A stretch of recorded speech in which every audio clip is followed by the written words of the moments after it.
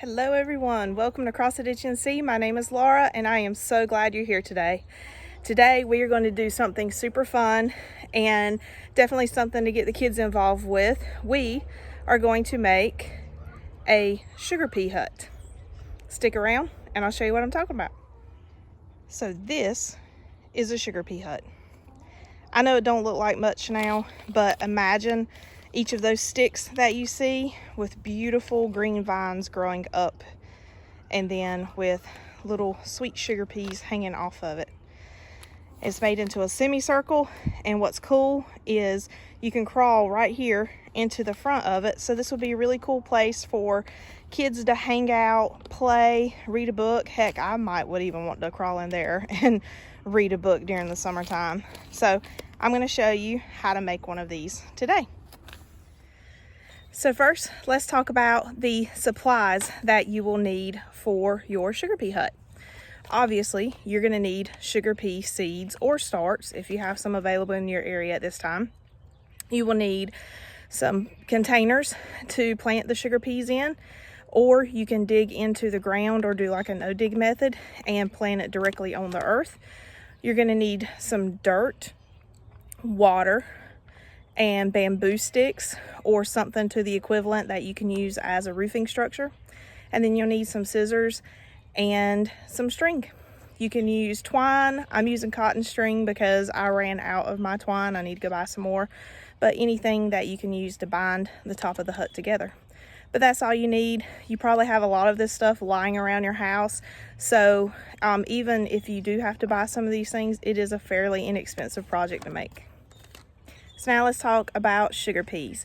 Sugar peas are cool weather crops. They like to grow in the spring and in the fall where I live. I live in zone AA in eastern North Carolina. So last year I planted my sugar peas in September, October, and we were harvesting the sugar peas through December, even into the very beginning week of January. After that, we started getting some extended periods of below freezing temperatures, and so it started damaging the pods itself. The vines were fine, but it started damaging the pea pods themselves. You can buy sugar peas at big box stores, farm supply stores. You can also buy them online at reputable seed dealers. And how do you know when to plant sugar peas? You need to just Google it. You can go to the Farmer's Almanac, you can Google it, Google your zip code to find out exactly which planting zone that you live in, and to look up your planting schedule. Once again, sugar peas like cool weather. They are frost tolerant. Our sugar peas did fine across many frost. It was when we started getting into the hard freezes that we started having issues. So they are typically planted before your last expected frost date. So here's zone AA in eastern North Carolina. It is the very end of February and it is prime sugar pea planting time for my area. Actually, I already have some planted in my garden, and now I'm going to plant some in the pots to do our sugar pea hut. Before you plant your sugar peas, some people will tell you that you need to soak the peas overnight or soak the peas for a few hours. You can do that. I've done it both ways. Soaking can speed up germination a little bit, but if you choose not to soak them, it's perfectly fine as well. They'll grow either way. So how do we make our sugar pea hut? First of all, you want to fill your pots. These are 3-gallon pots. You can use 3-gallon, 5-gallon or more. Or like I said earlier, you can dig into the ground or do like a no-dig style garden area for this structure. But for me, I'm using these pots because my garden is still quite full of veggies from the winter time. So I filled each pot with water. I have watered the dirt. I know that sounds backwards from what a lot of people are taught. Fill the pot with dirt and then saturate that dirt with water. Then you're going to take your sugar peas and had a mosquito try to get me. Take your sugar peas, and I put 2 in each pot. And what I did was I put one on each side. So I put one over here and then I put one over here. And you do that with each of your pots. And then you take your pots and you arrange them in a semicircle shape, leaving an area up front, or I guess you could say like a circle, but leaving an area open up front where the kids or yourself can crawl in and out of it. You may have to adjust how far apart you have your pots based upon the hut itself, the roofing structure, as you start to put it together. So initially mine started out a lot wider, and then when I started kind of shaping it, I realized with the length of the sticks that I had that I would need to bring it a little bit closer. So speaking of bamboo sticks, you do not want to use green bamboo. You want to use a dried out bamboo or some other structure to create the roof of your hut. I'm trying to do this as cheap as possible. I only have 4-foot tall bamboo sticks, hence why I had to make my hut a little bit smaller. But I think if you have 6-foot bamboo sticks, or if they make taller ones, you will definitely be able to make a larger hut, whether it be wide or taller. So just keep that in mind if you're going out to purchase bamboo sticks. You know, the taller the better for this craft. Something I failed to mention about planting your sugar pea seeds, you do not want to plant them very deep. I planted mine about 1/2 inch, and so I just put them on the soil and just gently pushed them in a little bit and then covered them up very lightly. But now that we have the shape of our hut ready, we are going to start assembling the roof structure. So you want to take your bamboo stick, and the way I did mine, I gotta switch hands here, I am right-handed. The way I did mine is I take my stick and I stick it in the dirt just slightly offset of center, and I just stick it in just a little bit, and then I lean my stick forward. And when I say forward, I mean I lean it towards the inside of that circle that we created, and then I just finish pushing the stick in at an angle. And you'll have to adjust this as you go, but you just want to have your stick in the dirt at an angle, pushing towards the middle of that semicircle. And you just continue the process for the rest of your pots. So there you can see all my sticks are in my pots.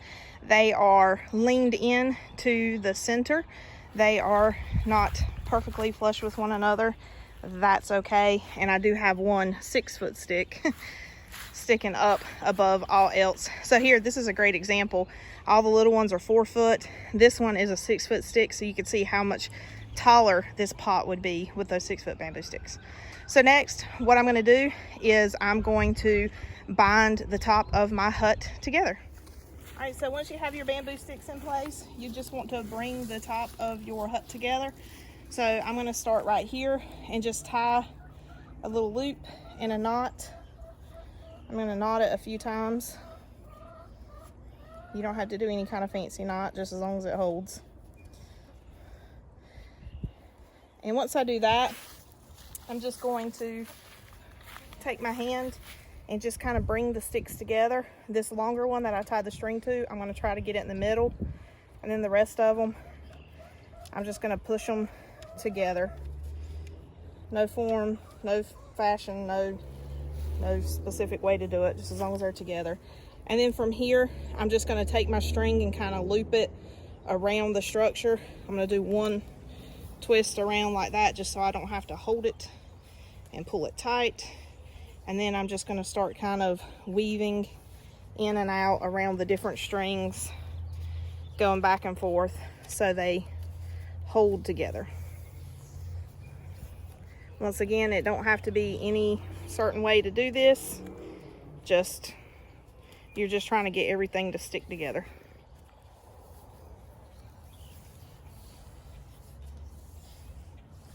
And once you get done and you feel that it's pretty stable, pretty secure. Oops, try to pull my stick out. I'm just going to come over here and loop it around a few times, and then I'm going to find somewhere. I've got a piece of a string hanging down here, and I'm just going to tie it off Once again, just making several knots.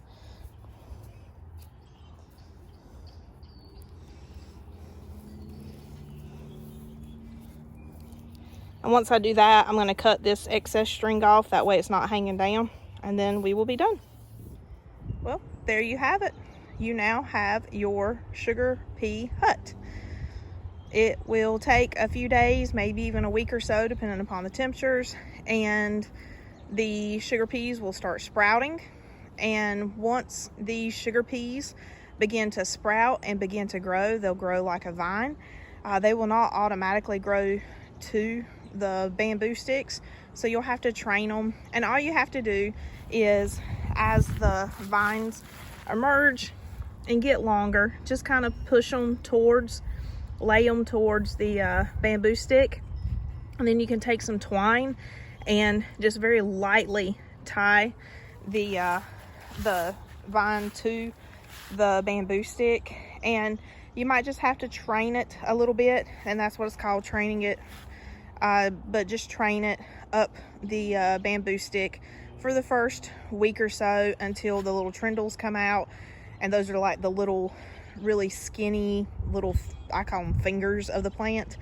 But they, extend out from the plant and start wrapping around each of the bamboo sticks and start growing up the sticks on their own. But just think about it. This will be a canopy going around of beautiful greenery, and then the sugar peas will be hanging down, and the kids can climb in there and play. You can climb in there and read a book. But it's just a cool little hideout, cool little place to hang out, or even just a really pretty decoration for your garden. So what can you do with the sugar peas once they start developing? Well, eat them, obviously. They're really beautiful hanging on the vine. My favorite part, aside from eating them, are the flowers. Their flowers are absolutely beautiful. But as far as the peas themselves, I love to eat them fresh from the garden as a sweet little snack, or I really like to put them into fresh salads. You can really, use your imagination in incorporating the sugar peas into your diet. So what do you do if you get a frost or a freeze during the time after you plant your sugar peas? Remember, they are not frost tender. They do fairly well with a light frost. Now, if you're gonna have a hard freeze, you may want to find a way to insulate it. You can just wrap some blankets around it. You can wrap some plastic around it and just protect the plant from the freeze. But other than that, the sugar peas hold up pretty well to a light frost. So, like I said earlier, it's the very end of February. It's prime planting time, at least in my area, Zone 8A in eastern North Carolina. It's prime time to be start planting sugar peas. So I'm excited to watch this grow, and I hope to share its progress with you in future videos. Of course, you don't want to forget about watering your sugar pea hut. So what you want to do is just water every so often. Stick your finger in the soil, and if the soil feels dry below the past inch or so, just give it a generous little watering. You don't want the soil to stay super soggy, but just a nice water every once in a while to keep the plant fueled with, or not fueled, but hydrated, and so it will be happy and keep growing. Well, my friends, that is it for today. I hope you enjoyed this video, and I hope it inspires you to create a sugar pea hut in your own yard. Thank you so much for joining me. I hope you'll come back to see me again. If you like what you saw today, give me a thumbs up on the video and hit that subscribe button. I hope you'll come back to see me again, and I hope you have a blessed day.